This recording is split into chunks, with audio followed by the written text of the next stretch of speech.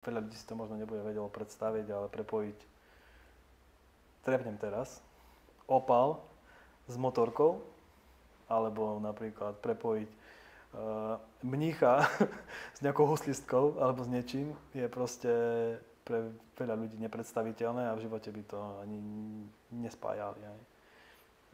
Robiť s hudobnou skupinou a prepájať umelcov, ktorí vytvárajú kulisy a robia medzinárodné veci v Dubaji.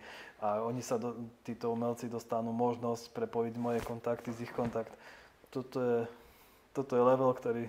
Hej, si taký spájač, to je pravda, také lepidlo. Posúva trošku úplne iné veci, ale aj chlapci, keď ho prídu za mnou niektorí z Terabarsuku, tak za Slavom chodíme vtedy, keď chceme mať plnú hlavu nových nápadov.